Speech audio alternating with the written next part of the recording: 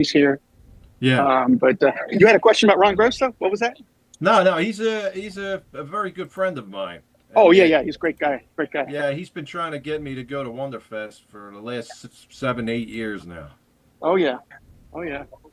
So, as long as we're waiting here, I'll just walk around. Oh, this is Mike Hood. This guy.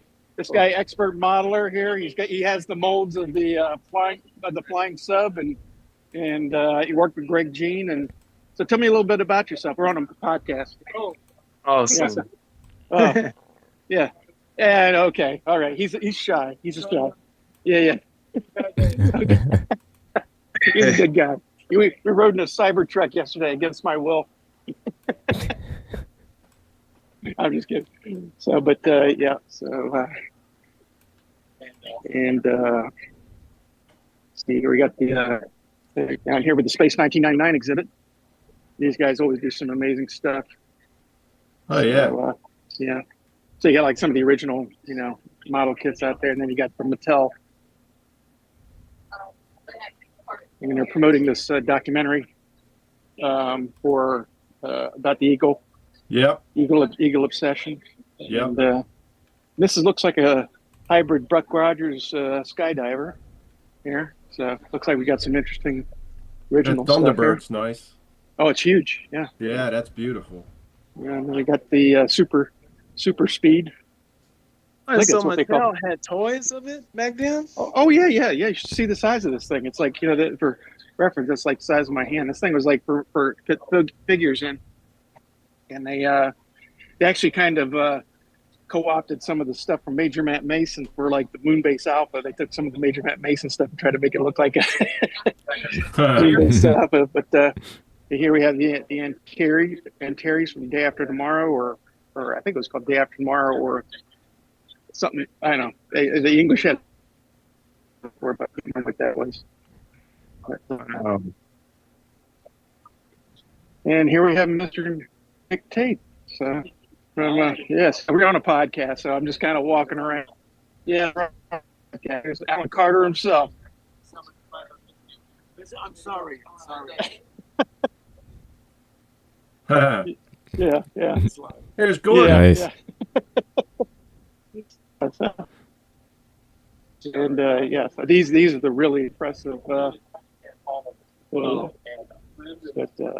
you look at some of those best collection of eagles you'll ever see here, and a hawk, a beautiful hawk, second best designed spaceship ever, in my opinion. Yeah. It's just this massive eagle. And, yeah, they got like all the main scales here.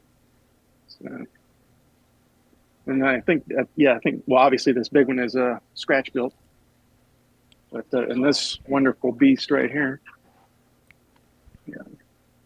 Yeah. So I don't want to hold it for show. I mean, you probably want to get the show rolling, right? We're still trying to square away Okay. Well, Chris's technical difficulties. Actually, right now, James, you are the show. I wanted to have at least show you a couple minutes here, introduce you to some folks. Oh, here we go, Ted Haycraft, yes, and Lucas Hardwick. We're going to be picking up a rondo later for We Belong Dead magazine. Yeah, and it's all because of my article on Varan the Unbelievable. But yeah. So yeah, we're doing like on a podcast right now, so just walking around. So yeah. It's a model citizen.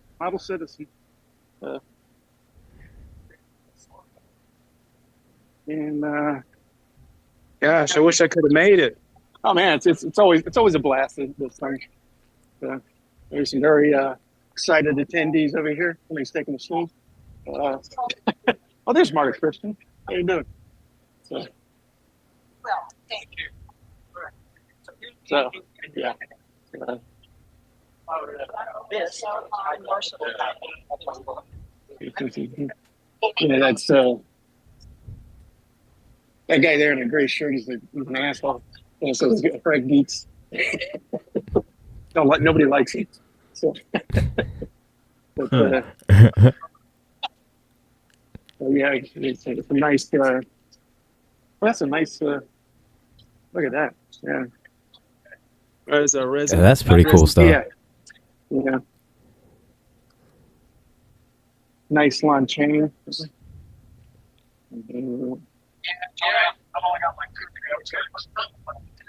Yeah. Oh, look at this. You got the. I can't remember his name. Ends with an A, I think, from the Warriors. Yeah. Oh, yeah. Warriors. Oh, you got the baseball Furies here. Oh, Look at this. nice. Yeah. I love that movie. Yeah. Great Oh, movie. yeah. Absolutely. So, here's Rick Sternbach. I don't know if any of you guys know him. He worked on Star Trek Next Generation and super expert. He also worked on the restoration of the Enterprise for the Smithsonian, the recent one. Oh, that's awesome. The good restoration. So, the guy is he's like a savant with this stuff. And there's Super Sam Irvin. So, credible stories that guy can tell you about his encounters with new Christopher Lee, Peter Cushing, all these guys. So yeah, Awesome. He was director of Elvira's Haunted Hills movie. He does now he does like a lot of Hallmark movies type things as a director, but he worked with Brian De Palma. He was like Brian De Palma's assistant for quite a while there, back there in the 70s. Hey, good. How's it going, brother? Yeah. I guess I'm probably go up to the room tonight. So yeah, I'm trying to cut back on the drinking now. So yeah, I'm not a good drunk. Yeah, I got some nice. Are you there? How you doing? Doing Now, how's this? Oh, that. Now we're okay. No, I'm looking at some weird thing. I don't know. I thought but it's people eating stuff, or I don't know what they're doing. That's Hey, George, what is this? I mean, what am I looking at? Wonderfest. Oh, yeah, we're Wonderfest. Okay. Yeah, that's Anthony Taylor.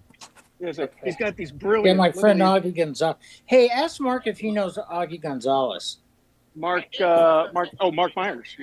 Yeah, Mark Myers. Yeah. Okay. Yeah, I know Augie. Really? Yeah, Oh, and Chris. these two losers I know from my roommates here. You got the great Mark. Okay, Maddox. good. All right. Yeah. All right. Can you hear? Yeah. Can you hear me?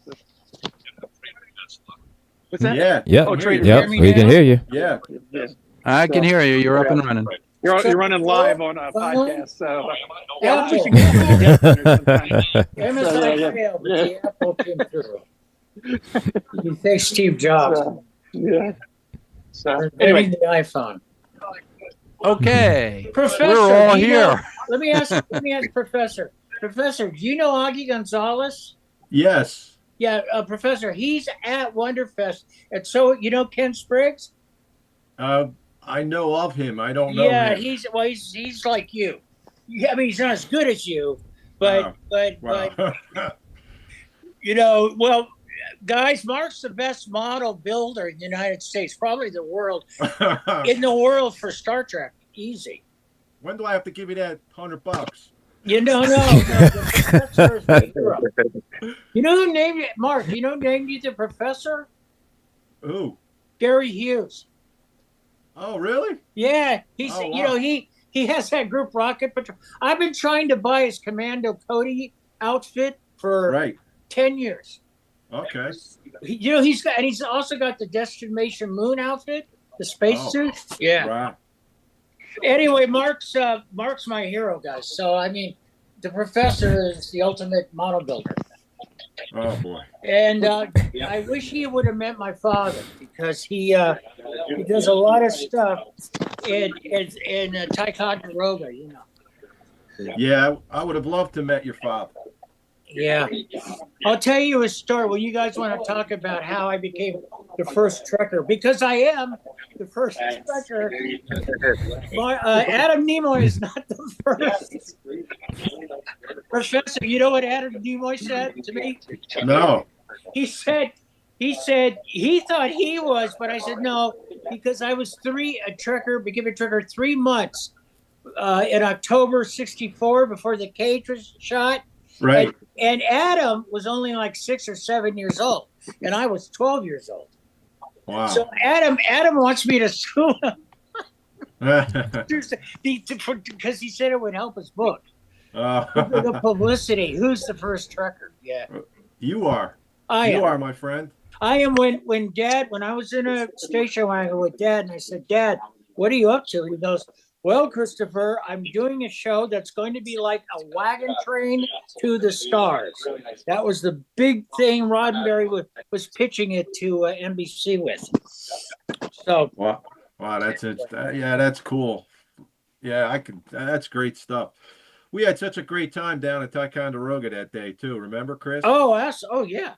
It's James is here. He's in Hollywood. Oh, yes? Oh, yeah, he's at Warner Brothers. Oh, that's awesome. I don't know what the hell he's doing, but he's here. Yeah. So anyway, Professor, your model. No, that's your model now. Yeah. I know. Well, anyway, here it is. Oh, cool. So anyway, hang on a minute. Hang on a second. I put my elbow on.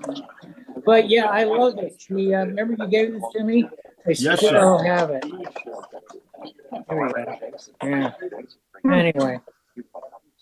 We're getting a hodgepodge of visual images here from Chris Hunter and maybe we should tell James. We're cool now, right, guys? Yes. Maybe we should tell James to turn the camera around now. Back. Oh, that's okay. Nobody wants to see someone me. said, what is this, in Kentucky? Yeah, it's Louisville. Did you meet Jed Clampett or anybody? I tried, but he wasn't. Did you have grits and jowls and all? Yeah, that? ham hocks and ham hocks. Possum stew. Get that Granny Spring tonic, man. Yeah. Get some shine. Yeah. Hey, Mark, did you ever have Shatner's bourbon? No. Oh, he made a big deal about that. Were you there when he was there? Yes, I've been there. I've been with him at least 6 or 7 times. Oh, he makes a big deal about it. He goes, that place across the street. Yeah. And the pizza joint, and he served. Everybody got a shot glass. Oh, really? Yeah. I missed that. Yeah, it's very cool. No, I don't know if these guys know what we're talking about. The Ticonderoga, what Chris and I are referring to, is the Star Trek original series set tour. It's a meticulous recreation of the actual Desilu sets as they appeared for the original series by a very talented and good friend of Chris and I's named James Cawley. Yep. And this place is a pilgrimage for all. Not only classic Trek fans, but movie buffs and TV buffs. Yep. It's a spiritual heart of Star Trek, basically. It's Ralph Tenaglia. Actually, we have sorry, not to interrupt, but we have one of our sponsors here. One of our sponsors is Ralph Tenaglia from Tenant Controls. Hey, Ralph, how you doing? We're on the podcast. Oh, I know them. I buy from you. Anyways, we'll talk to you later. Yeah, anyway, we have 2 sponsors. We have Tenant Controls, is Ralph Tenaglia that you just saw from Tenant Controls, tenantcontrols.com, and then we also have AAA Hobbies as oh yeah, I didn't know you got sponsor. AAA. When that happened? I was talking to Jack Lynch. I was asking him, I was going to have him on the program. I actually want to have him on the program in September, along with Ralph. But I was talking to him, and I said, "Yeah, have a podcast." He said, "Oh yeah, I'd love to be on." And we just didn't have the time to do it this season, because this show is our season finale, and then we're going to be off for 3 months because I have to build some models so I could show you guys some stuff in September, October. Not as good as it was. Hey, like, look, it ain't going to be as good as Mark Myers. It ain't going to be as good as Ray Vaughn. It ain't going to be like that. It's just, it's going to be models, some things like that. So It'll be good though. It'll be good. Nah, Yeah, yeah. it'll be He's being silly. it'll be passable. No, come on. Passable. Pa- No one builds passable. like the professor. I mean, nobody. Nobody. I mean, he's his stuff is perfect. It's weird. I mean, I've seen them. They're better. I think they're better than the ones the props used in the movies themselves. So just Chris, I've actually had the pleasure of having Chris come to my home, and Yeah. he hung out for a couple hours at my house, and Yeah. I was able to display some of my work for him, and we looked at it and talked. But the interesting thing for me is when we started talking, when Chris was very generous and started talking about his father, Jeff Hunter, who, in my opinion, I mean, he's always been one of my favorite actors. And then through the magic of Facebook, and Chris and I connected because of my admiration for his father, and then to hear the stories from Chris about when he was younger and how Jeff Hunter accepted the role of Captain Pike and all that kind of stuff was very cool. Yeah. Well, yeah. Well, like I said, I mean, guys, I'm the first Trekker. No one came before me. Well, I'll tell you why. Because 3 months before the cage was shot, Dad had the script on the seat of the station wagon. I said, "What are you doing?" And he said, "Well, I'm doing this show where I command a starship, and there's 200 people on it, and it's like a wagon train to the stars." Which Gene kept pitching like that, what? And I went and started reading it, and right then I became a Trekker. Now this was 3 months before they shot the cage, so no one, I don't care Anna anymore, no one came before me. We tried to get Adam Nimoy. I think I tried to get Adam Nimoy for the Rules of Nerdquisition because Chris has been on Rules of Nerdquisition, and he's like going, "Well, you have to give me $500." I'm like, "Okay." Oh, really? Like, yeah, it was like $500, or it was. So no, we had to. A tiered thing. So no, we had to donate. Yeah, we had donate. Sorry, donate. We had to donate $500. And you had to be one, and you had to be in his, I guess, his Starfleet club. So tier 1 was $500. Really? Tier 2 was $800, and then tier 3 was like $1,500. And I was like, so wait a minute, I'm paying you for an interview? I was like, I don't have that money, man. I don't even have $5. Hey, Chris, your feet just went up, didn't it? Yeah, well, yeah, I didn't know I got $500 for this interview now. Thank you, George. You're going to get out to Chris Hunter, first Trekker. So this is going to be our last interview with Mr. Hunter. No. No, man, that's Adam's a cool guy, so he really wanted me to sue him. So it would up his publicity for his book. So I would contribute to his book sales. Wow. I thought that was funny. Yeah, look at Mark. You see that Mark, what's that? Is that the Cage Enterprise? What is that there? Yes, sir. And that's what it looks like, yeah. And Mark, did I tell you a story about what John Eves told me? No, John Eves, right?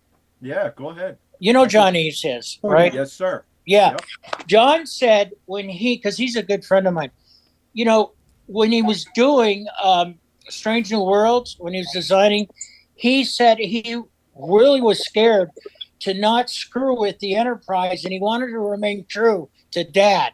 So he said the nacelles are only 25% upgraded. He was fighting with them to keep it like the Cage one, but you can't do that. You know what I mean? So he said, "Chris, I only fuck with it 25% to jazz it up a little bit."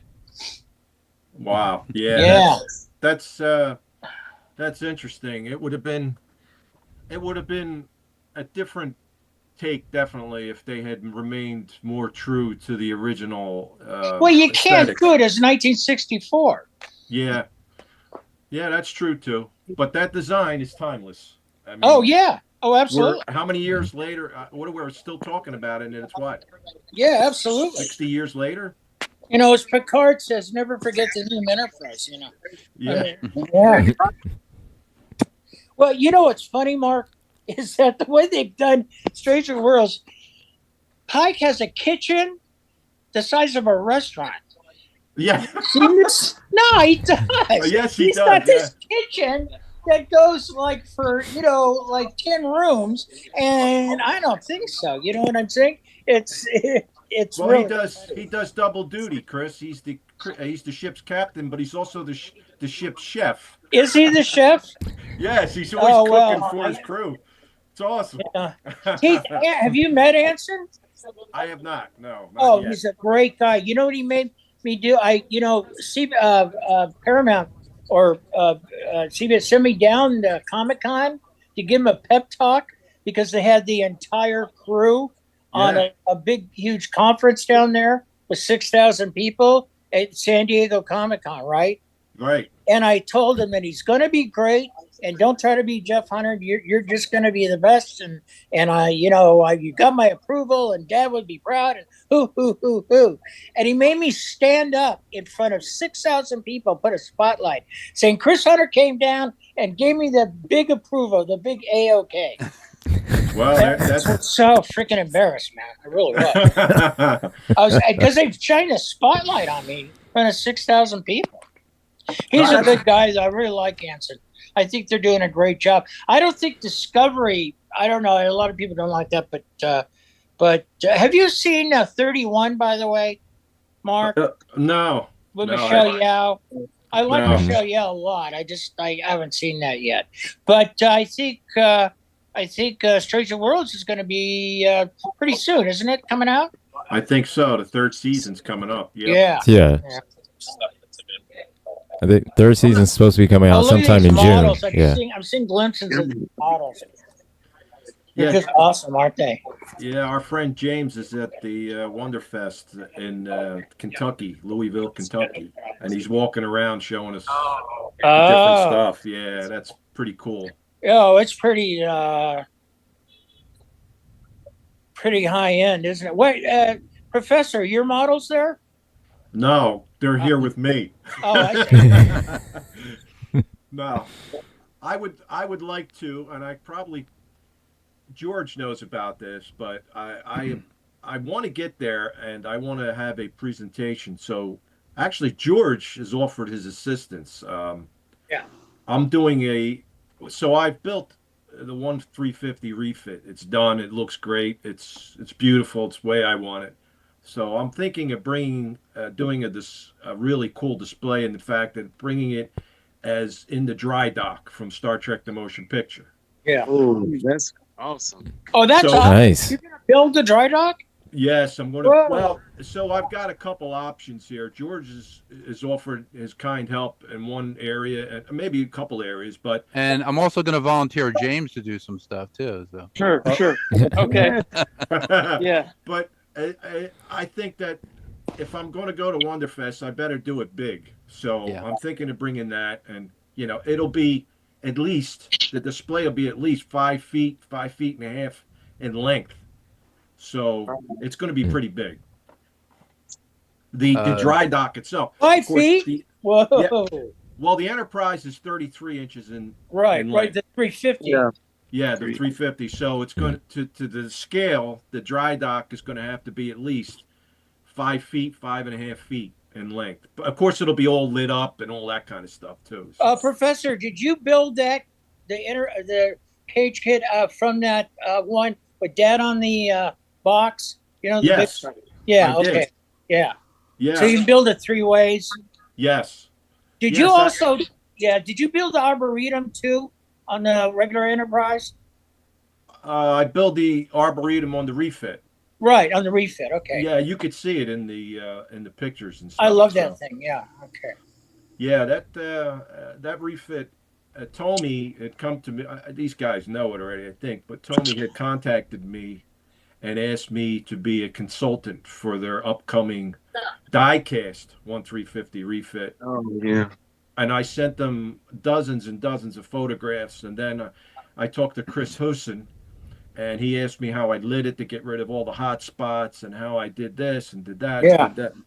And so I forwarded all that information to them, which was kind of cool. So that'll be out. I think it's scheduled to ship to the people in October. Cool.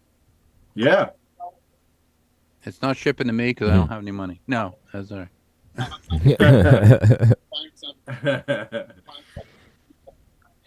You guys have any questions on Jeffrey Hunter or anything? Yes. Go ahead. I'm just gonna. Can I just say one thing was, before? Can I just say one thing, Chris? Yeah, Sure. Before we start asking Chris about his pop, because I want to hear these questions too. I asked when I was at the set tour, I talked to Sandy Gimple. Yeah. Okay, Sandy played one of the. Oh, I know. Telosians Yeah. Mark, she's the last surviving actor from the cage. Yes. The only one who's left alive. Sandy But Gimple. I asked her specifically about your father. Yeah. Well, I was with her. I was James Cawley had me go with her on the tour. I actually did cool. the tours with. Yeah, it was a lot of fun. We recreated the. Whose tour did you take? Well, I was with Sandy, so I took Sandy on the tour, and we recreated. Oh, you did. Okay. Yeah, we recreated in the captain's cabin the actual attack of the salt vampire. Oh, where she awesome. grabbed my face and I screamed. Awesome, man. People in the hallway thought something happened, but that's another story. But That's okay. I did ask her about your father specifically, and Yeah. she said to me, she said Jeff Hunter was striking in appearance in person, striking. Yeah. And she said he was very professional, very polite, and very nice to everyone on the set. Yeah, he's a nice guy. Yeah. And he was quiet, very professional. Then she compared him to Shatner. And she said the opposite could be he's a nice guy, Mr. Shatner. We love him, but the room becomes Mr. Shatner's. Oh, that's okay. Yeah. Yeah, that's all right. We love him. I love Bill Shatner. That's why he's I got love John him. Kerrigan, man. What's that? That's why he's got John. He's got John Kerrigan to keep him Yeah, alive. John Kerrigan, good people. Yeah, he's Guys- great. I love John. Yeah, he's when he does that, he's done. You've seen him, Chris. He's done that fight sequence. I've done it too with William Shatner, but he's the guy. fight scene? Yeah. I did it because John wasn't available one time. Yeah, I and saw that. I just I filled know in. you did. But John he does this incredible. He gets the what's that thing, the Klingon? What is that called? Oh, It's the like a ship. bat, whatever. A bat- The bat left? Batleth? The Klingon What's it called? Batleth or the Vulcan Lurpa. No, it's a Batleth. No, it's a All right. bat. The It's a Batleth? big fucker. Yeah, it's a Yes. big thing. Yeah. He spins it around and. Oh, I yeah. mean, Well, he's a real accomplished martial artist. yeah. John is. Mhm. Oh, major. Yeah. Plus, he's a really great guy too. When you get. To Oh, he's the talking to him. best. He's Yeah. a wonderful person. I'm very close to him. Oh, good. You yeah. and him. I mean, I consider us one of my best friends. Oh, you know, that's an honor. I love Sandy too. Isn't she a sweetie pie? I Yes, mean, she is. so nice. Now, what I did was take the Akuta tour, Okay. and I've taken it twice because, when I did the Star Trek the Roddenberry Chronicles on Right. video, Yeah. it's the Akuta's deal, right? They Yeah. produced it. And I said, man, if I don't want to fuck up in front of the Akutas, I just don't want to fuck up in front of the Akutas. Please, God, don't let me make a mistake. Don't let me do it. And I think I said, and Dad said there was 200 people on the ship. And then Mike came up to me in a break and he said, Chris, I think there was 400 people on the ship. I go, okay, I'll redo it, Well, you were right. It was only 200. Yeah, it was only 200. Yeah. Yeah, in the original cage. You're right. Yeah. You were right. Yeah. Mark, no one understands that when they made the cage, no one knew what the hell they were doing except Gene. Yep. It was all in Gene's head. Do you know that Robert Justman, the way the Telosians had those veins pop, Yeah. was Robert Justman had an air thing, a little air ball thing in his hand, and he had to kneel in cattery and squeeze it and squeeze it and squeeze it. Oh. Wow. Yeah. Cool. That's pretty cool. Really, it really is. No, guys, I'm going to say That's one more awesome. thing. I'm going to shut up. The reason Dad did not continue with Star Trek is because his horrible wife Dusty Bartlett, who was Robert Wagner's girlfriend. And Dad and Robert Wagner were best friends. And she was a stunt woman. I think it was a true story of Jesse James, I believe, or something like that.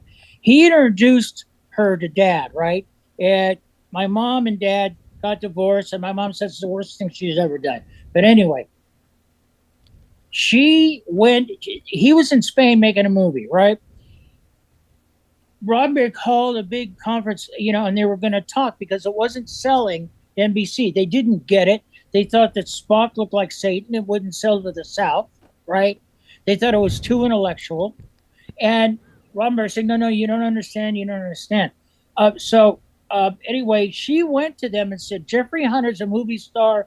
He's too good for this. He's not going to do it. He didn't even know. He did not even know she did that.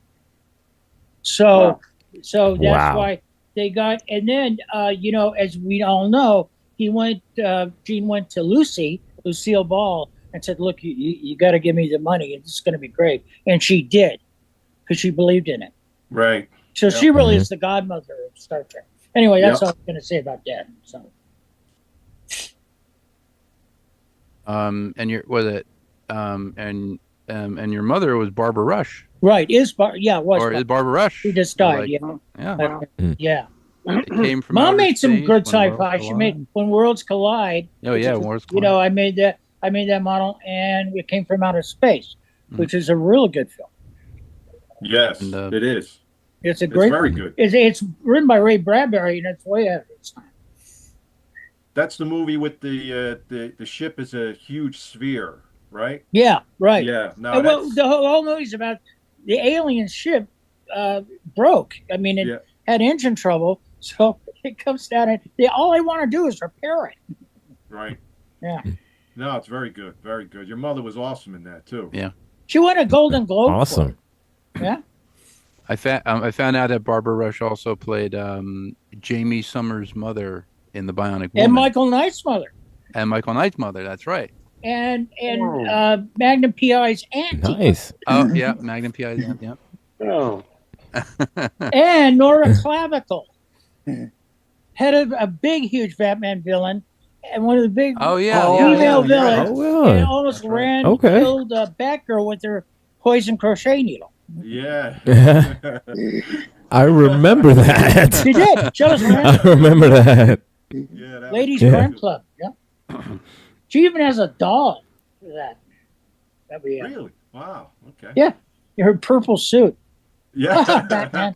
She's real good in that. She laughs hysterically about Batman. And she almost kills Batman and Robin. It's really great. Wow. That's awesome.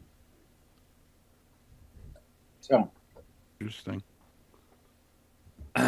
So I had good looking parents, awesome. I got to say. I don't know what happened to me, but I because I really am their kid, but they were pretty good looking people. So like handsome, like the professor. He looks a lot like that. Yeah, he does. When he's sitting there, he looks a lot like Pike. Well, that's a huge compliment. Well, it's true. Yeah. I always say, Mark, Captain Pike approved. Captain Pike approved. Captain Pike Nice. approved. So, Chris, you may find this interesting. So, What? George and James, they want to do a 3D scan of my mug. Yeah. Because George is going to create the cripple. That looks just like Sean Kenny. Yeah, Yes. it is. I've met Sean, and that looks exactly like he does in the chair. So they're going to do that makeup for me. Awesome. Yeah, and so this is kind of creepy though. Why? we wanted to do this, go to the set tour. Yeah. I would be in the chair with the makeup, but then it's like, wow, that's kind of creepy sitting in the corner beeping a light, breathing red and all. You wouldn't have to say much. Yeah. Right. One thing I love about Stranger Worlds is they actually show the accident. Yeah. That was They actually cool. show it, Yeah. which I really like. Well, they actually didn't they do it in Discovery, right, Chris? They showed it in Discovery. Yeah, that's what I. No, Oh, I okay. thought they showed it in Strange New World. Yeah. No, they teased it in think. Discovery, but they showed it in Strange Was New it World. Discovery? They Yeah, teased I it, think but so. they didn't show it. Oh, They showed okay. it in Well, Strange New fine. World. I mean, Yeah. I thought they showed it in Strange New World too. Yeah. Yeah, because the chair is different, but his entire face is all Yeah. Let's Yeah. melt it's all, it or it's all something. done. Yeah. Yeah, it's pretty neat. Yeah. They did do a great job with that. I have to admit that was pretty cool. I would have liked to have seen your father come back and maybe guest star in another episode, like of an adventure in between, where he comes from Talos 4 while he's still captain before Kirk takes over. That was always something that I thought was a missed opportunity, or maybe they just, they couldn't do it at the time. Well, I don't know. I mean, I think Gene thought he covered that with the menagerie, but yeah, I don't know. the menagerie's probably one of the best, if not the cage. And I see you guys, your mileage may vary. Every episode of the Star Trek is, to me, like City on the Edge of Forever, the Doomsday Machine, Enemy Within, the Arena, Galileo. I love them all, but for me, my favorite is Menagerie, because I thought Gene was brilliant in the way he wrapped the story around. He didn't want to lose it, Mark. He didn't want to lose the footage. Yeah. He thought it was. He wrote it, and he said, "No, we're going to do something with this." Yeah. I thought it was awesome, and you know what? You got at the end of the episode. I don't know how you guys are familiar with the Menagerie, but there's a shot of Shatner where the Telosian says something to the effect that now Captain Pike has illusion and you have reality. May you find your way is good or something. Mm-hmm. Yeah. And Shatner does the. See, Shatner is a great actor, and all he did was this slight smile at the end, and it put it over the top. It was so cool. Oh, I think Shatner's great, especially when he's pleading with Dad. He's going, Chris. I mean, the whole thing is I love Malachi Throne's voice too. They got a little, Meg Wiley to be the Telosian, but that's Malachi Throne doing her voice. Yes. Oh, that's right. Yes. Malachi Thorne. Yes. Who was another great actor. Yeah. She also played in The Invaders. I remember that as one of the aliens. Yeah, with her. Yeah, with the little sweet little old lady there. With her glasses. Remember she? Do you guys ever watch South Park? Oh yeah. Yeah. Did you see it? I mean, I watched it last night. They did a rerun of the one where Jeff Bezos is a Telosian. He turned Jeff Bezos into a butthead Telosian. And then they always put this teacher in that wheelchair, burned up like Pike was. Wow. They always do a whole bunch of Star Trek references in that show. One of these days, Chris, we gotta ask James Coley if he can get Sean Kennedy come back down with you to the set. Sean's a wonderful guy. He and I are long. He gave me all this stuff, and I told him I wish I had $1 for every time I told people that wasn't Dad in the wheelchair. That was Sean in the wheelchair. He did look like your father a lot back then. He really did. I mean, when he's sitting in that episode, what is it, Arena, where he's sitting at the console, and he's still got his hair. Sean Kenny? Yeah. Well, he was. Here's what they call. There's a name for him. He was a go-to guy. And he was the guy they need for special things. Yeah. Yeah. He was. I liked him. I thought he did a great job. Oh, he's wonderful. I really love him. As a kid, I thought it was your father in the chair. Yeah, then, it wasn't until later on I discovered it was another actor. I always said, man, my biggest regret he didn't do it. So I wish he had. I went cuckoo when I first read that script. I went, yes, because I was even at 12, I was a huge science fiction fan. Yeah, I'd read those, monthly, analog and all that kind of stuff, and I went, this is gonna be great, man. So. Very cool. Yeah, I was looking at the. I was analyzing the makeup, the burn scar, and they used like a piece of denim, at the time. Oh, did And they they? actually, they used it with, I think it was foam latex. They really didn't have silicone at the time. At the time, silicone. I don't think silicone was coming out. The new silicone stuff, it's fantastic. I've been using something from Smooth On called Dragon Skin. The Dragon Skin is very stretchable, but the thing I like about it is that you can actually feather the edges so it actually blends into your real skin. Yeah. And you don't know where your real skin stops and the actual, and like the actual makeup starts, which is really good. Yeah. So I think it should be, I've been researching a lot of stuff like, like burns, like, like 3rd-degree burns and 2nd-degree burns. Yeah. Burns from radiation, seeing all these atrocities and seeing all these pictures, but it does give you an idea of how you can actually do the makeup. And, so we have to, so I may have to employ James's scanner and his, Sure. and his 3-dimensional, printer, and then we can scan Mark's head and manipulate it any which way. His face, Yeah. I was talking with Ray this morning. I was talking to Ray Vaughn, and he has actually a model of Peter Weller's head from RoboCop. So he has the RoboCop sculpture, and he was asking me how to change the facial expressions, and I was like, I don't know. There's some sort of a 3-dimensional, I guess, program you can use to change the facial expressions. Yeah. If you scan the face. And then I said, oh yeah, wouldn't it be cool? What? So I'm gonna need help with that one. Oh yeah. I mean, I can do the sculpting, but I mean, if it's technology that can make the process a little, easier. Oh, we got it. We got the technology. Oh yeah. Yeah, I got technology is there. Pride Exactly. aside, But I was saying that maybe Ray can actually offer like somebody else's face in the RoboCop, sculpt. Yeah. So like, if Chris, was like if he wanted, his face to be in the sculpt. Sure, why not? Be RoboCop? Or Mark wanted to have his face in the sculpt. You can actually, tailor it to people, and it might be like a really big seller. You'd be like, okay, well, this is your head as RoboCop.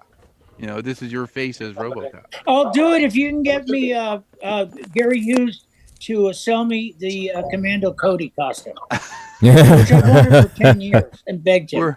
We're working on it. Thank you.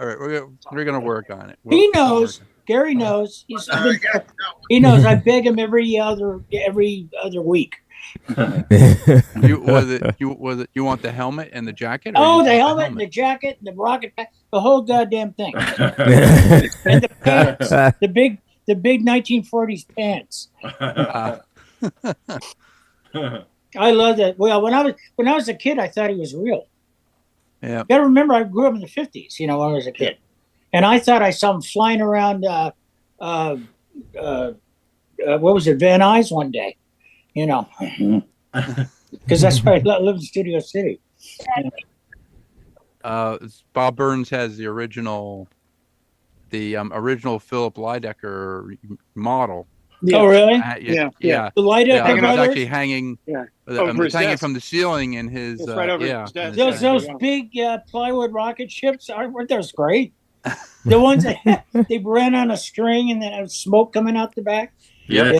Yeah, I love those. Yeah, they ran on piano wire. It was a piano wire? Yeah, piano wire.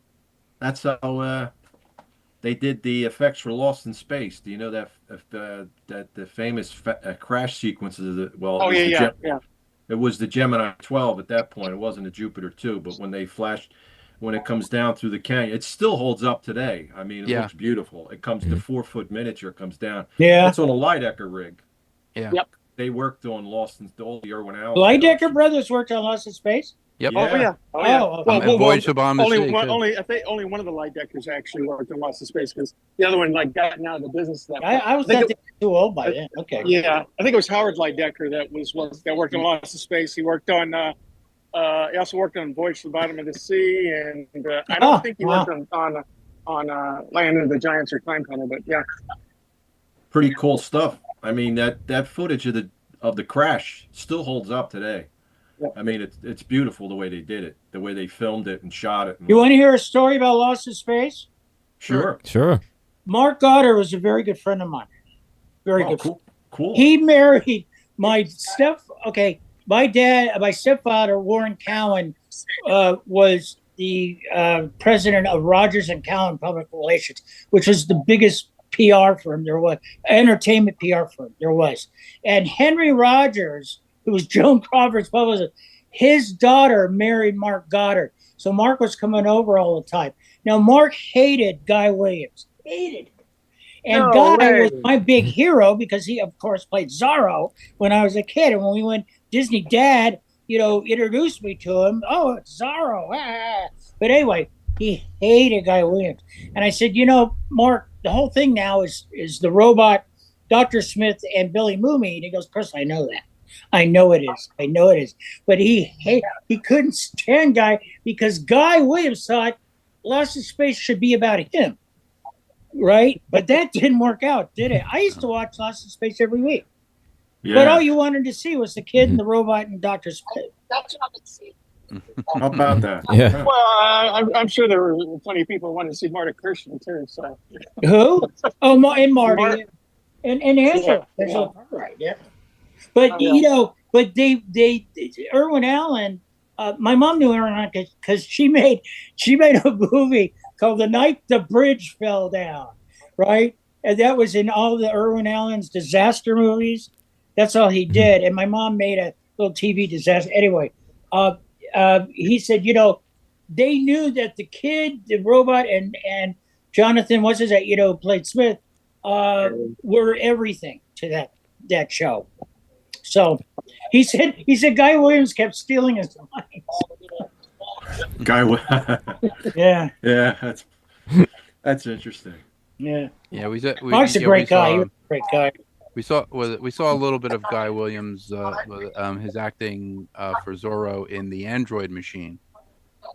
When the I love androids Guy are Williams. coming out Yeah. and they have swords. Oh, he was my big hero. and sword fighting and everything. I was like, He was always as a kid growing up. I mean, me too. I loved him. Him and Chris Hunter. I mean, Jeff Hunter and of course William Shatner and those guys. I've met Jonathan Harris and he was a riot. He was Dr. Smith. oh, he was. Oh, really? Was he funny? He Oh, he was was, Dr. Smith. Hey, was he funny? Was he a nice He guy? was hilarious. So this was around 1997, and it was Yeah. locally he was showing here, and I got there early with my daughter was only a baby. Oh, right. And so my wife, my daughter, and I went, and he was sitting at a table next to the Frank woman who. Ocean, maybe? Oh no. He was sitting next to it at a table next to the original Marilyn Munster was on one side, Oh, and Pat on the other Priest. side, Pat Priest. yeah, Pat Priest. Pat Priest? yeah, Okay. Yeah. and the captain's woman from Mirror. Barbara Luna. Barbara Yeah. Luna. So they were both on either. So I got to tell you, babies are icebreakers because my daughter, I'm carrying her, and I knew this. I'm not going to say I didn't. I used my daughter to my advantage. Yeah. I came over to the table. I didn't say a word. And both the ladies got up and started making a fuss over my daughter. Wow, look at that beautiful baby. And of course, Jonathan was sitting there and he looked up and of course, he, oh, look at the beautiful baby. Oh, dear. I was like, So we started talking and this was prior to the motion picture that had come out in 98, was it? With that ship that I gave you, Chris. That Yeah, too. right. And we were talking Yeah, about that's the ship from the movie. Yes, the movie, right.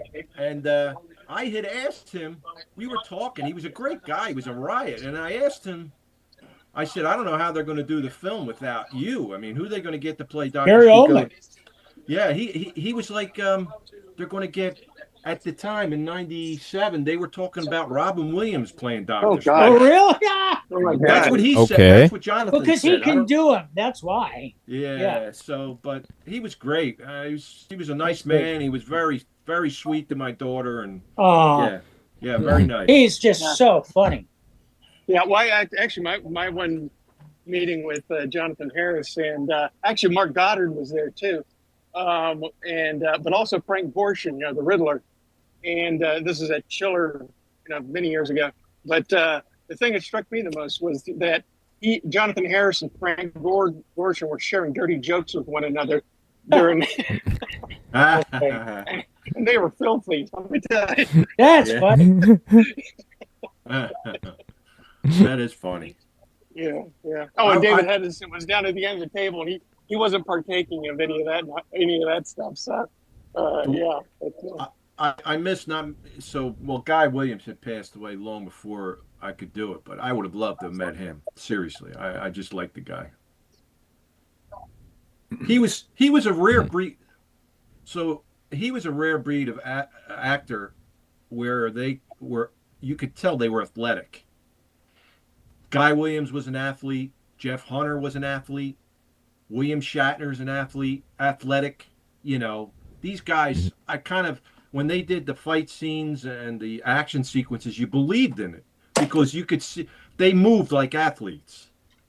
And in fact, when I did I recreated one of the fights with William Shatner himself at the set tour, because our friend Chris mentioned earlier, John Carrigan wasn't able to attend, so I filled in. Actually, James Cawley said, "Get up there." I was like, "Whoa, okay, I'm going to fill in for." He says, "Get over there, Mark. You're going to fight Captain Kirk." And here I am. I'm totally nerded out. I'm dressed in the whole captain's uniform. You're into it, Mark. I'm like, wow, this is unbelievable. So I get in there, and William Shatner, he goes, Mark, he goes, so he swung at me, and I didn't move. He goes, well, cut. He goes, and he started to explain to the guest. He goes, we would film these sequences in here because it was a big set, and he told me when I swing, so I did it. I started after it was done. Now I got to say this, and I'm not proud of this, but where I grew up. And being a Star Trek fan, you were guaranteed to have a fist fight at least twice a day. Oh yeah. I Right. don't know about you guys, but Yeah. where I grew up, Yeah. Mm-hmm. if you guys could relate to that, okay. Oh yeah. So, Absolutely. Yes. So I got to be pretty good at being a fist fighting. You too, huh? Yeah. Yeah, I got to be pretty good. But Yeah, I anyway, found all kinds of tricks. What an honor, though, Professor. What an honor to do that. Yeah. Yes, it was. I mean, come on. I mean, that's awesome. Yeah. And you got footage, right? People got Yes. video of it? Yeah, that is. Yes, sir. Yeah. But anyhow, so when he was throwing punches, I could tell you beyond a shadow of doubt, if Mr. William Shatner had hit me or connected with me, he would have knocked my ass on the floor. Oh, Jesus. Wait, you remember that? You remember that story where he was going waiting in line to go with some go-karts with his daughter, and there was some punks in line, and they started giving them a hard time, and anyway, so he got into a fight with these kids, these teenagers, and he thought he could do that jump and that thing where he does and jumps on their chest or whatever. Yeah. Feet, and he found out that it didn't actually work in real life. Yeah, I heard that story. That's pretty cool. What he did, and then when we were finished, and it was just him and I and a couple of the guys from the set tour in the room, he said, "Hey, you did a good job." And I'm like, "Well, thank you." He goes, "But," he said, "the other guy," meaning John Kerrigan, he said, "John would fall on the floor for me." So I looked at him and I said, "Well, I'll fall on the floor." And he looked at me in that uniform and that get-up and goes, "No, I wouldn't want you to dirty that shirt. It looks like it was expensive." Great guy. Yeah.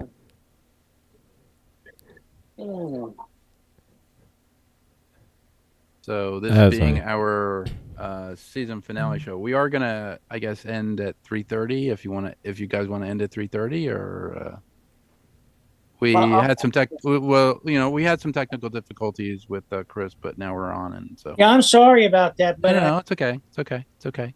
my Things iPad happen. came in and pinch hit for it. So Glad we got you on, Chris. We have to travel to Chris's house, and we have to give him the hookup. So gotta get yeah. Well, Well, his fee just went up too. Remember, Adam Nimoy. Thanks for wants that, five- George. Yeah, sure, no problem. Adam Nimoy Yeah. wants 500. Chris wants 1,000. Mark, you should come out to Hollywood and I'll show you around. Oh, I'd love to do that, Professor. I'd love- Yeah. Well, James is out here now. Yeah, good. I'm glad he can. Although they're shooting, I think they're shooting Stranger Worlds in Canada, aren't they? I don't know. I don't know where they're shooting that. Probably. Yeah, they think they shoot in Canada. It's cheaper, huh? Yeah. It's a lot cheaper. I actually had a question for Chris. Chris, do you know Tony Hardy by chance? Who? Tony Hardy? Yeah, Kind of that name's familiar on Facebook. Yeah, he's kind of a big boy. Yeah, I think on yeah. Facebook he's a friend. Yeah. Yeah. He was supposed to be on here today. So, but at any rate, yeah, next time we're out in Hollywood, we'll give you because he goes out there every spring, I think. So, give you a call. I'm sorry I missed this Wonderfest, man. This looks like we'll a get you here as freaking high-end modeling. We'll get you here as a guest. Well, that's incredible. I mean, Yeah. I hear there's some. I saw that little. What was that thing? It's like a asteroid mining model. Oh yeah. That thing was awesome, and I hear it's big. Oh, it's big. Yeah, they had like off in the that corner. thing was. You see that, Yeah, Professor? That asteroid mining model that guy built that rotates. I think it looks like he built it from scratch. I don't think it's a kit. Yeah, I don't know if I've seen that one. Oh man, you got to see this thing. Yeah, I got it. There's a lot of talented guys there, and I really got to get out there. Like Ron Gross has been trying to get me out there for. James, do you live in Kentucky? No, I live in New Jersey. I drove out here. Oh well, now there you go. Actually, Everybody lives in New Jersey. There's Marta Christian. So yeah, I'm just doing a podcast. But anyway, so, are yeah, you going to go out and see if you can get yeah. moonshine and jowls and grits and all that? Oh, I don't know about that. Yeah, well, I am from the South. But, Go visit originally. the Clampets. Yeah. Oh yeah. Yes. Jethro. Yes. I always wanted to do that. I always wanted to go yeah. visit that Popcorn Sutton guy. Yeah. Dead now, but Yeah. you know all Was that it- Kentucky stuff. What was the name of that place? I can't remember the name of that town that they were from on that show. It was some silly something bug. Oh, Bug something Tussle. Bug Tussle. That's it. Yeah, Bug Tussle. and Bigsley and Bug Tussle. and all that. Yeah. Pig, yeah. That's right. Yeah. But I always wanted to go to Bourbon County, where Bourbon is from. Yeah. Yeah. There's a lot of distilleries out here. In fact, my son wants me to try to find him some Buffalo Trace whiskey. It's supposed to be hard to find. So, yeah. Real bourbon whiskey. Yeah. Yeah. So anyway, Shatner. I was telling the professor, Shatner's got his own bourbon. Oh, really? Oh yeah, and when he comes and holds court, because he basically holds court at Ticonderoga. I mean, they sit him in the captain's chair and he tells stories. But he brought it, and we went across the street, and everybody got a shot of it. That made his stories better. Yeah, well, no, he's great. Shatner loves Ticonderoga because he gets a lot of attention. Everybody fawns over him, so Yeah. Well, he is. I mean, he is.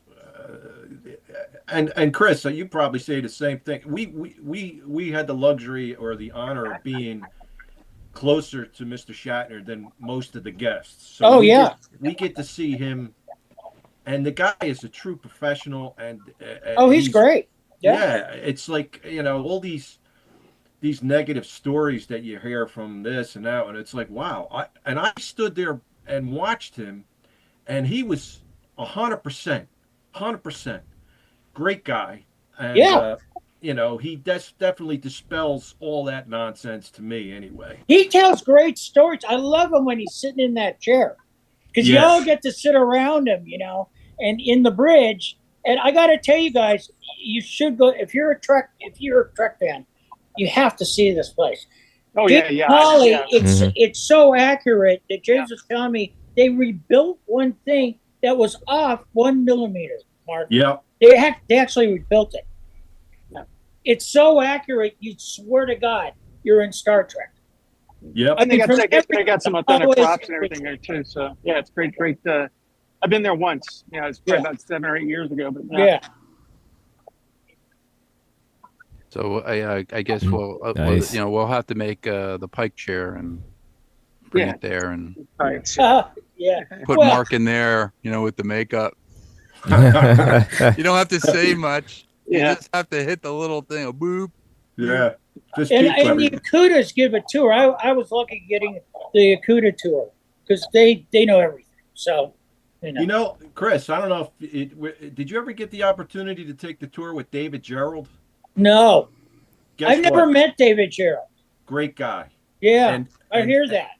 Yeah. And again, like you were saying, he also, prior to the tour and before James opens it up for the before the guests get there, a couple of times we were able to sit around and just listen to stories about David being. And I could tell you one real quick that was really cool. You guys will find this cool. So David wrote, if you guys don't know, he wrote Trouble with Tribbles. You guys all know that. So David relayed a story that back in the 60s when he was young, he was only 21, 22 or something at that time. Yeah, he was really young, yeah. He wrote Trouble with Tribbles, and he went on the set, and he wanted to get familiar with the way the set was laid out back when it was filming, and he was on there for a week or a couple days. I'm not sure. Don't hold me to it. But he's telling us that he went on the set, and then he found himself one day sitting in Sulu's chair while they were setting up a shot of the actors. And he's sitting there and he's observing stuff. And he said all of a sudden he felt this hand on his shoulder. And he looked and there was this hand. and he heard this very deep baritone voice. This is his words. Say, "Who are you and why have you been here for as long as you have, or for a week?" So David says he turns around and it's Leonard Nimoy in full Spock makeup, uniform. Oh, really? He said, "Well, I'm writing the next episode you guys are doing is Trouble with Tribbles, and I wanted to see how it laid out so I could help out." And Nimoy went, "Oh, okay." And that was such a cool story when he told us that. Yeah. Yeah, But he's Leonard got tons Nimoy did that to Steve Neal on I believe on Star Trek: The Motion Picture. A Star Trek: The Motion Picture. Yeah. He put his hand on his shoulder and he goes, "Are those my ears that you're making?" He goes, "Oh yeah." So cool. We're gonna end the show at 3:30, but if there's anything anybody else has to say, because Well, I'm glad. I'm glad I finally got to see Mark Myers, though. I've followed his work for a long time. Oh, thank you. I appreciate that. I mean, I Sincerely. remember back the first time I saw you. I saw your work. It was you have recreated scenes of the Jupiter 2 from the show, and I looked over at my dad's Jupiter 2, and I'm like, he made that scene with that model, the same model. Like, how did he do that? Yeah. That was a lot of fun. And actually, some of that sequence. So the liftoff sequence has I customized an 18-inch diameter Mobius Jupiter 2 to look like the Hero. 18-inch, okay. Yeah, it's 18 inches in diameter, and I made it look like the Hero. I sanded in the filled in the hatch. I sanded it smooth. The lights underneath are not one of these store-bought lighting kits. It's actually a mechanical lighting unit, which essentially is there's 6 lights spaced, and they spin. Oh, it spins. Yeah, it's a mechanical core, and I have a potentiometer hooked up to it where it's tied into the upper bubble spinning scanner. Because one of the mistakes, that today people put lights in that bubble. There were no lights in the original miniature in the bubble. Oh, what it did, there were holes, and it reflected the inside and the spinning of the lower thing. So it reflected on that, and you can see that in some of my video. But I recreated that, and I was also given, because I was part of the. So I found the Gemini 12. I reached the original? the original one, and I was going to restore it, and I found out that it was in such dilapidated condition. It was in Southern California. I'm in New Jersey, and the owner was sending. His name's Andre Dont. He had sent me photographs of it. He wanted me to restore it. So I'm looking at these photos. I'm like, oh my God, that's all I need to have that thing show up in my driveway in a million pieces. I can't. So I reached out to a friend of mine at the time named Paul Lubliner in Southern California, and I hooked those two up, and he restored it, and it's in beautiful. He did amazing work on it. It looks fantastic. But to get ahead of not to get ahead of myself, but to tell you about that video I did. There's a smaller model in that, and it's an exact duplicate of the Gemini 12. It's 8.6 inches in diameter, and it was made using the files scanned off of the 4-footer. So it has all of the nuances of the 4-foot Gemini 12. Okay. So I used that for the sequences where you see it crashing into the ground. Right. So I filmed that in my backyard. I did. Cool. Yeah, and I composited it into some scene, like the actual crash footage of the mountains and all that. Awesome. But had I turned the camera just a little bit, you would have saw my house. So I got it on that day, and I was playing beat the clock because when I started with the filming of that, you couldn't see the guide wires, which were piano wired at George. You couldn't see them, but as the sun was moving, now it was starting to glint. You could see it. So I was playing against the clock. But I'm glad you enjoyed that. Man, that was awesome. Thank you very much. Yeah, I think I asked you if you wanted me to, like sculpt out mountains or something like that, so you could see it actually go through the mountains, and then you were like, no, it's okay. Yeah, I'm not playing with that anymore. So what did they do? Did they use foil? Did they use like tin foil to create rocky surfaces, or? No. They actually took it. This is what we were talking about They earlier. took to the desert. Yeah. They went to the desert. Yeah, and they flew it through the pinnacles. Okay. And that's why it gives it that air of credibility. Yeah, you got the real sun. You got that single source of lighting. That makes it. That really lends so much realism when you film in real daylight. And they took the Lydecker brothers, the Fox people, took out smoke pots. So there's smoke, there's fog as the ship is coming down. It just adds an air of. It just looks beautiful. The only thing that hides the wires. Yes, it hides the wire. The only thing that was a tragedy is they didn't film that particular shot in color. Yeah. Oh. They colorized it later, but that particular shot of it coming through the pinnacles is so beautiful. I wish they would have did that in color. Yep. Yeah. I'm working on I'm working on a million other things. I do make monsters from time to time, so I am working on the spider from Lost in Space, the original from the Keeper episode. That's like that giant spider that comes out of the ship. Was that the same one that was in the Gilligan's Islands episode? Yes, I think so. Yeah. But if you look at it in like the color episodes, they put eyes in it that actually blink like red eyes, and they make it, and they make the legs move and all this other stuff. And it was actually in an episode of Voyage to the Bottom of the Sea. Oh, right. That's right. Yeah. That's yeah. I get that one in the Deadly Creature Below episode mixed up, but yeah. Yeah, I'm sculpting out the. It's such an underrated show. I'm sculpting out the thing that I think that James is gonna scan. I'm sculpting out the Leviathan from like the Leviathan episode. I'm sculpting out the face of the guy who gets real big and he's wearing the yellow sweater and he's view. That's why I have the sea view. Yeah. Ralph Tenaglia is going to send me the lighting kit for it, and then I'm going to actually sculpt out the monster because I already did. Actually, Deadly maybe Creature. I think we can use Mark's face for that monster too. Yeah. Go ahead. You There kick. we Wait, go. I gotta get. He was a good looking I gotta get- monster, I gotta say. Yeah. We just have to put like the dime store teeth on him. That's all. Yeah, The yeah, dime yeah. store Get a couple- fangs. I'll get a couple chiclets to put them in there. Yeah, there you go. Yeah.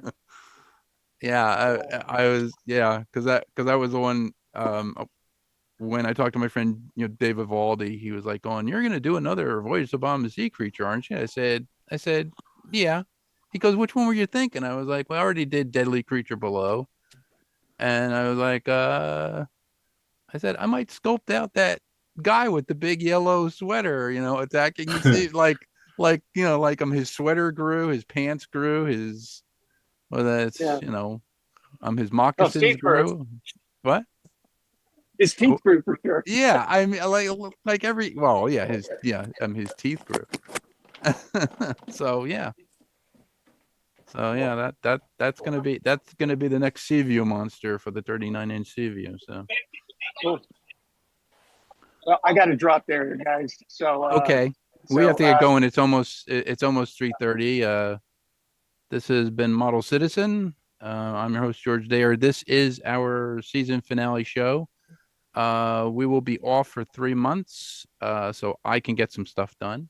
We will be back September 6th of 2025 with Printmaster James and with the Angry IT Nerd, Gilbert, and we're going to have you guys on again. Thank you so much for coming on. Thank you, guys. Mark Myers and thank you. And Chris Hunter, Thank Ray you. Vaughn, and Thank you. not Stevie Ray Vaughn, Ray Vaughn, just Ray Vaughn. Rayvon. Got it. Right. Thank you so much for coming on and Sure. being with us today. You leaving, Chris? And, Yeah. we're Am I leaving? Are you going to stay? I'm gonna. Well, George has got it to what? 3:30. I'll stay till 3:30. okay. Okay, I'll Wanna stay. do it at If you 3:30? stay, Professor, I'll stay. If you stay, I'll stay. I guess we're going actually, till Professor, 3:30. I've We gotta have go 8 minutes left, so but girlfriend's I coming just home. wanted to. I've got to help JoJo, but it was a lot of fun, guys. I'm Professor's biggest fan, So I always say, oh, it's you're looking just like Dad. You look just like Pike, and I really mean it. He really does. So. Well, I love you, my brother from another mother. I love you too. And I wish you could have met Dad, Professor. I really do. Oh, me too. I really do. But Dad would have been 97, man. Wow. Yeah. 97. Yeah, my Wow. mom just said she was 97. Yeah. Wow. So, we're all getting up there, I guess. Yep. Anyway. That's All why. right. Anyway, Professor, I'm going to go. All right. Professor, keep in touch. Definitely. And, And I I'm will building keep. a guitar right now. I stopped I'm building a guitar, but then I'm going to go back and finish up the Enterprise, I think. Okay. Chris, Yeah. Chris, All right. I'm going to keep prodding Gary for the. Yeah. for like the Rocket Man Yeah. thing. I tell him I'll do anything. He knows that. I bugged him for 10 years. No, I have. I bugged him, please, I don't want to commit suicide. Please. Gary, I beg you. They had to talk me off the balcony the other day because you wouldn't give me. Would you consider getting a reproduction of the helmet? Sure. Oh, yeah. I'm not going to get the original helmet. No, I meant like a reproduction of Gary's helmet. That's all. Oh, sure. Okay. Oh, yeah. I don't care. I just want that. I wanted that Gary has a reproduction, doesn't he? He doesn't have the original helmet. Oh, yeah.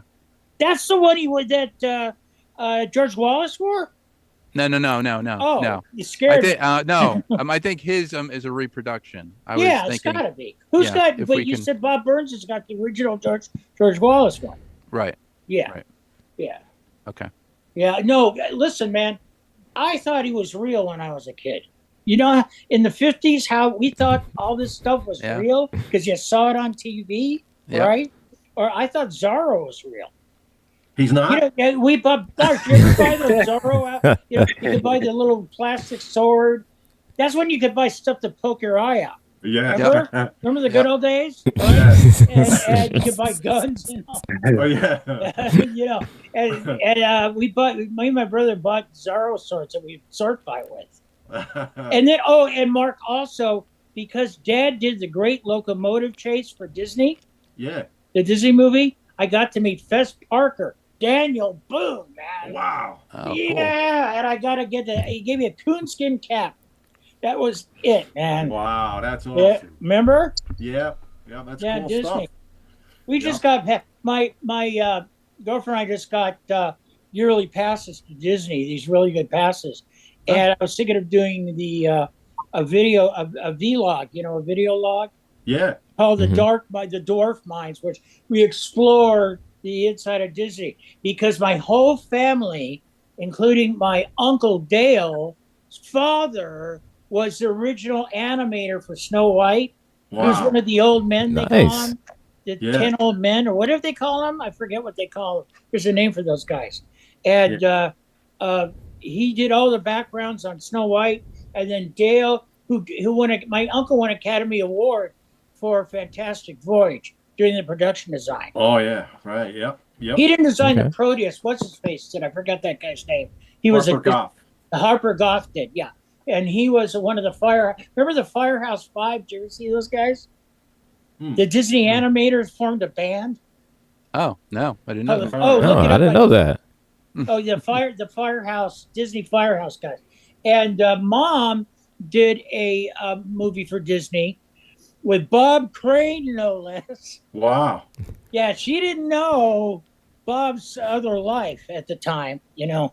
But and so when she did that, see, if you make a movie for Disney, Mark, you got to star in a movie for Disney. I'll tell you why, because you get really treated like royalty when you go. Oh yeah. And you get to go to Club 33, and you get to do this, and you get to do that. Yeah, you get to do all this kind of. So, Mark, star in a movie, and you could be Captain somebody. I forget who, whatever, Yeah. and some sort of Disney movie. But anyway, yeah. So we're gonna go every Monday, or Monday and Tuesday every week, and I want to start a vlog, a video log, and I'll let you know. Wow. Guys coming, yeah, because I there's a show called Offhand Disney, a YouTube video where this guy really explores the whole secret of Pirates of the Caribbean and John Lafitte and Oh, all. wow. Wow, Disney's got a lot of stuff going on behind the scenes. Wow, that's awesome. Yeah. Cheers. That would be cool to see, Chris. Yeah, I think so too. I think so. Go too. do it. Do it. So we're going to explore that. Awesome. Anyway, all right. Thank you guys. All right. No problem. Thank you very All right. much, Wonderful to Chris. see you. I'm Take care. Professor's biggest fan. He's my hero. Yeah. When he starts talking about that lighting stuff, I've got my little Evans lights, Evans model train lights. I think that's a big deal. You know what I mean? Yeah. And he's going, no. See, I don't do that. See, I use mechanical hoodie-doo and computers and everything, and so he's the professor. So, and Mark, you gave lessons, so didn't you get classes? Yeah, I've done them. I did one at Jersey Fest. Oh, George, you really? were there, were you? Yeah. No, Yeah. I wasn't at Jersey Fest. I was at the AAA Hobbies one. Oh, when a you couple did. times. Yeah, I did that. Yeah, we around did Mark, you should come to LA. I'll take you to Warner Brothers I'm and take you on a tour. That's the one. That's where James went. I'm going to take you up You know, on all that. the studios have tours. Yeah, JoJo she works at Universal, Okay. at night, and they had the best tour. Because I'm that's gonna where you go to the Bates Motel, the real one. Right. And I'm they gonna got take- this Norman Bates guy walking. Yeah. And we're going to build a diorama of that thing. All right, I'm gonna- anyway. I'll All take right, sir. I'm glad. Take care. George, I'm glad we got this working. Thanks for your patience. Sure, no problem. Okay. I awesome. may not be a doctor, but I have a lot of patience. Well. Oh, I get it. Yeah, I saw. Yeah. No. I'm really glad I got to work because I don't know what's going on with our beloved MSI. It's because you have one, I know, Yeah. and I don't know what happened to that audio. But I think it's because I plug into the computer with my guitar. That's probably why. Anyway, I'll see you guys later. Okay. All right. Nice to Take see you. care. Very much, Nice Chris. meeting you guys. See you later. All right. Bye-bye. All right. Take care. So it's almost 3:30. We're gonna end the show at 3:30. This has been Model Citizen on GCPR, Ghost Claw Productions Radio. I'm your host, George Dare. I'm glad we got Chris's, audio and video issues all squared away. Thank you very much, gentlemen, for being on. Our sponsors, again, just want to give a shout out to Ralph Tenaglia from Tenant Controls. Tenant Controls bringing models to light, and also AAA Hobbies in Magnolia, New Jersey. If you cannot get to their Magnolia, New Jersey location, they do have a website, which is megahobby.com. So you can get your model at Mega Hobby. You can get your lighting kit from Tenant Controls. And then if you really want to find out how to paint that kit, either call Ray or call Mark Myers, because they know. Don't call Mark. No, don't call me. Mark is just like, I'll be on the phone every day, 24 hours, just asking questions. No, I'm like, no. Mark does fantastic work with the painting, and also Ray as well. Ray with his detail and everything. I was like, I'm just blown away when I see your stuff. I'm like, maybe I should just give up and draw. No. Draw stuff. No, again, what? So I gotta. How do I pay you that now? A PayPal or Venmo? $20?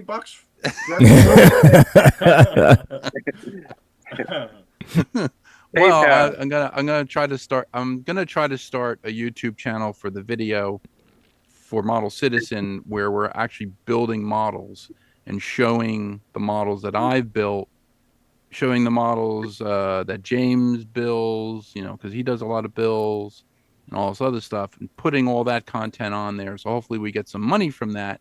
We take that money, we give it, to you guys, and maybe you need paint, glue, whatever.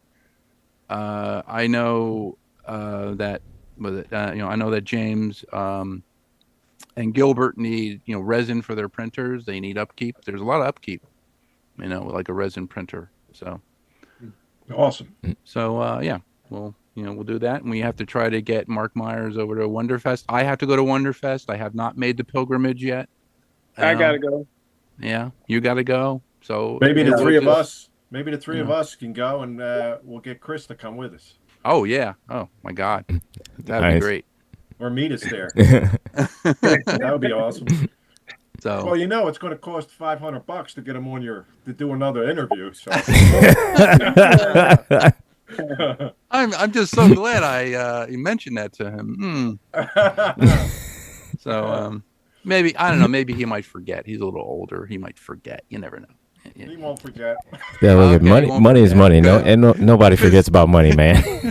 Because you're gonna remind him. That's why. No, not me. No, I mean, I might, I might be able to bribe him with the, the suit, like the helmet, like the Rocket Man helmet and everything. That, sure. So yeah. So. Hey, so. Not above bribing, man. Not above bribing. So this has been Model Citizen on GCPR. We will be back September 6th. And hopefully we're going to have all you gentlemen on again. Thank you, very much for coming on. And you are our returning champions. So thank you. Thanks for having me on here. Thanks for nice meeting you guys. Well, I know you guys, but thanks for having me on here. Pleasure. Sure. Thank you. Sure, no problem. Okay. So you were called the professor now. We have to call you professor. Call you professor. So now you are the professor.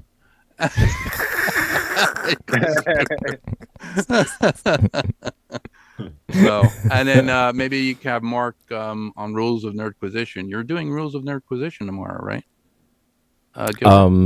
Yeah. We don't have your episode, and the episode that you're doing is the first one that you've ever seen. We're doing the very first episode of the original Star Trek I've ever seen, which is A Piece of the Action.